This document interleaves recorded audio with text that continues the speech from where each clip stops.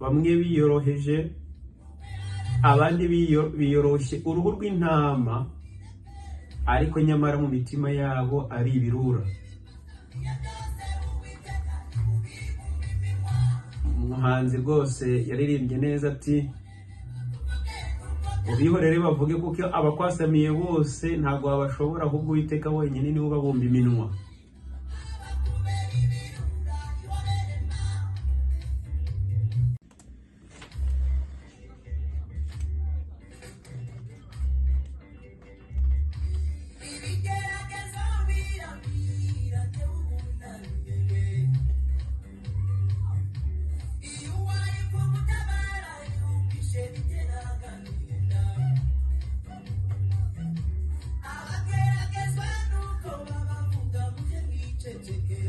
Reka nanone mbaha ikaze muri iki kiganiro mwebwe mukurikiye channel yacu bita Seeds of Love TV.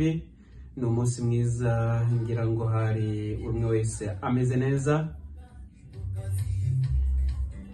Uyu ni wa mwanya w'ikiganiro cyacu cya kabiri, ingingo ya kabiri tugiye kuganiraho muri living in society cyangwa se kubaho muri societe.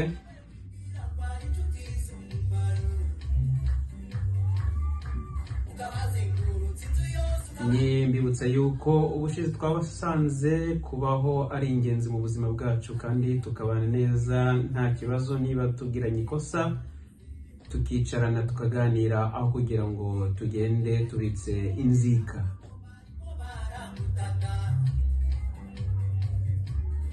Uyu munsi rero mbazaniye ingingo itandukanye n'iya mbere kandi tugomba gukoresha muri societe cyangwa se kugira ngo tubane neza amahoro.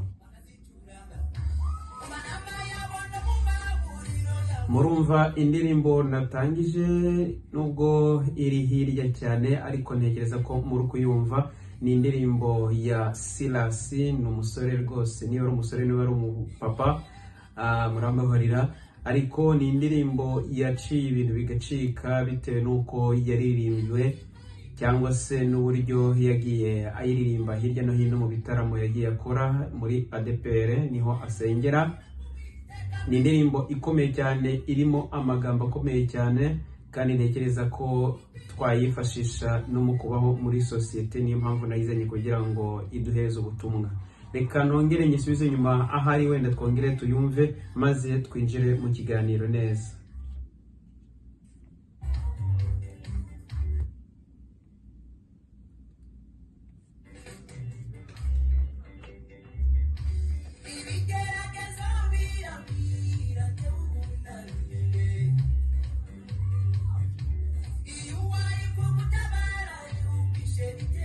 Yaba biteye agahinda kuba wahungira ku muntu ariko ibyo umwizeyeho ntabiguhereze, ugasanga akenshi aho kukumva ngagufashe cyangwa niyo atagufasha ariko ugasanga agiye kukuvuga hirya no hino. Ese koko byari bikwiye muri societe? Kuvuga.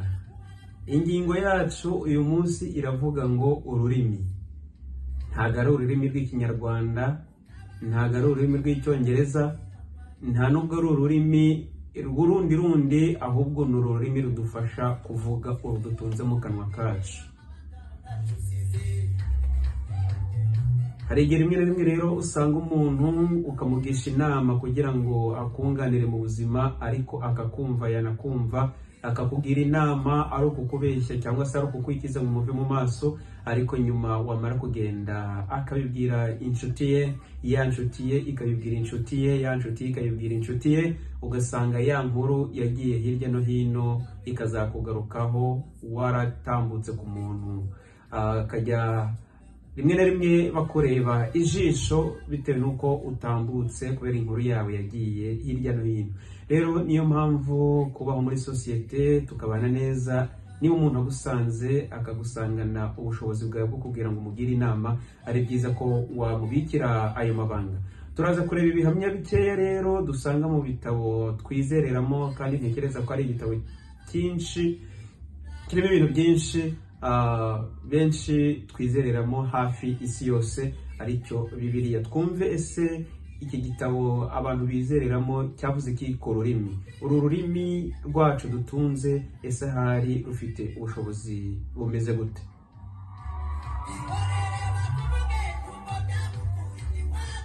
Mu gihe rero bakuvuze ntabwo ari ngombwa ngo basubize cyangwa se ngo ukore ibindi bigiye bitandukanye, ahubwo icyiza ni uko wicecekera maze ukumva yuko ibintu byose bimeze neza, kuko ururimi ntabwo warubuza kuvuga, ahubwo urarukontorora cyangwa se urushira mu mwanya warwo. Niyo mpamvu rero muri aka kanya mbahereje intangiriro y'iki kiganiro yacu akaba ari ururimi.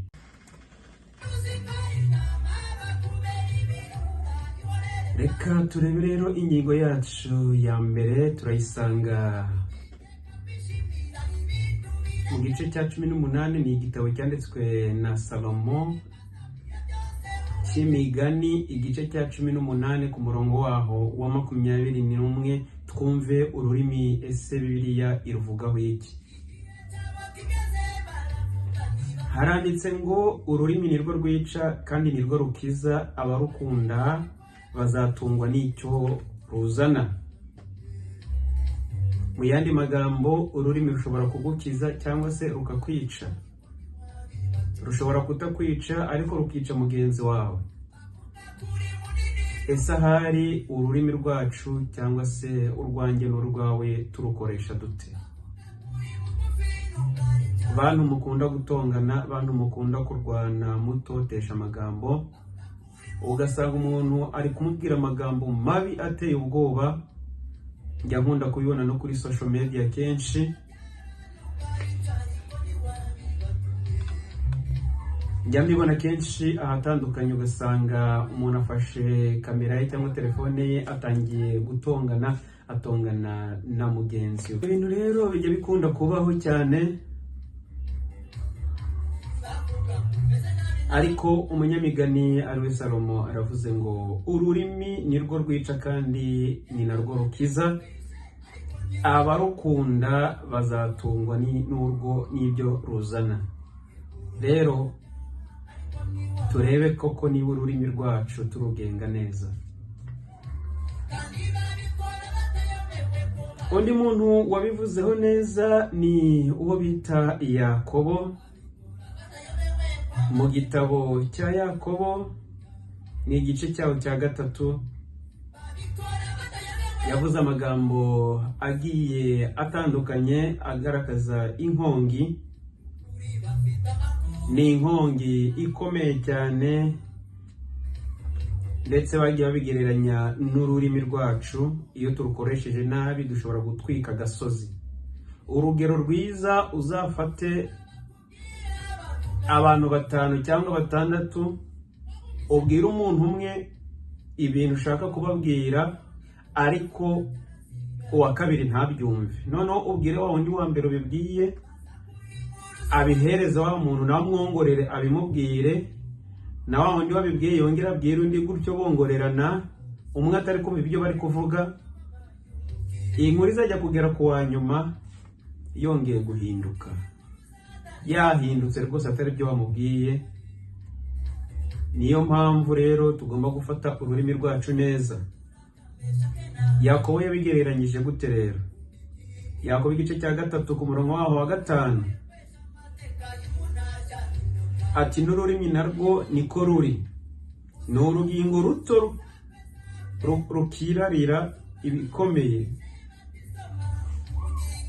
N'ururimi narwo niko ruri, ni urugingo ruto rukirarira ibikomeye. Murebe namwe ishyamba naho ari rinini rite, uburyo ritwikwa n'agashashi gato cyane. Rumva, Yakobo ararufashe arugereranya na kariya gashashi gatoya wacanye mu shyamba k'umuriro, ukagashumika ishyamba ryose rigahita rishya. Ari akantu gatoya gusa cyane. Rero muri aya magambo ushobora gufata ururimi rwawe ukajya kuvuga mugenzi wawe, cyangwa se ukarukoresha nawe uri kumutuka, uri kumubwira amagambo mabi, ugasanga amagambo ye aramukomerekeje cyane, amagambo yawe mu mabarire aramukomerekeje, ndetse inkuru ye y'ubuzima bwo ukajya kuyibwira abandi bantu, ugasanga inkuru ye yagiye hirya no hino kandi yakwizeye nk'inshuti. Niyo mpamvu umuririmbyi nawe ari kuvuga ati niba kuvuga uzicecekere, kandi hari n'agasiroga kavuga ngo nugera aho bamvuga uzamvuganire, kuko nuhava nawe bazasigara bakuvuga. Ese koko byari bikwiriye ko tuvuga mugenzi wacu? Ntabwo byari bikwiye. Ku murongo wa 6 rero w'icyo gice ati kandi koko ururimi ni umuriro. Ndasoma muri Yakobo igice cya 3 ku murongo wa 6 ngo kandi koko ururimi ni umuriro, yemwe ni ububi bungana n'isi. Ururimi rwashyizwe mu ngingo zacu nirwo rwonona umubiri wose, rukongeza kamere yacu yose, kandi narwo rukongezwa na gihonomu. Mu yandi magambo, umuntu ukoresha ururimi rwe nabi aba ari gutegekwa na gihonomu. Ntabwo aba ari we, ahubwo ni ikibi kiba kimurimo. Ufata umuntu ukamutuka,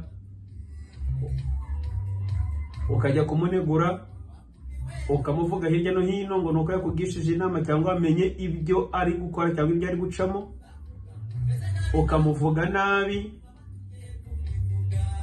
ntabwo baba babatumye kubivuga, ntabwo baba bagutumye ngo bivuge, ariko ujye umenya yuko uri gukoreshwa na gihonomu. Kandi urwo rurimi ngo rufite ububi bwica, ububi bw'ubungana n'isi, kuko ururimi rumwe rushobora gukongeza isi yose. Muzarebe cyane cyane mu itangazamakuru, burya kugira ngo inkuru igere hirya no hino nuko baba bafashe ururimi bakabikora, bakabigira ryose, bakabigira neza, bakabiryoshya ku byuma kabuhariwe nk'ibi ngibi, maze bagashyira kuri za social media, inkuru igagenda hirya no hino.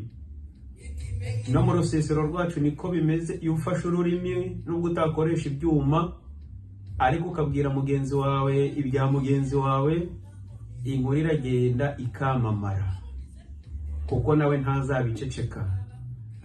Hari siroga ivuga ngo burya ngo ibanga ni irya babiri, ariko yisinjya mbyemera, kuko ibanga ni iryawe ku giti cyawe ndetse n'Imana yawe. Ngaho bazagubwira inkuru nyinshi zigiye zitandukanye, akibaza ururimi rubyutsa umuntu yari yiryamiye kubera ko afite inkuru agiye kubwira mugenzi we, akabyuka akirukanka ati ngo ufite iyi nkuru. Ntabwo byoroshye.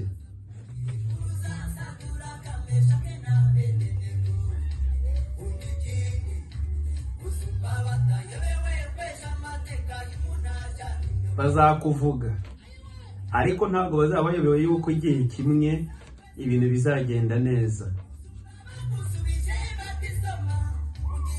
Mbega ururimi ni rubi kandi tena ni rwiza, kuko rutuma twumvikana. Yaruduhaye Imana kugira ngo tujye turukoresha neza ibikwiriye.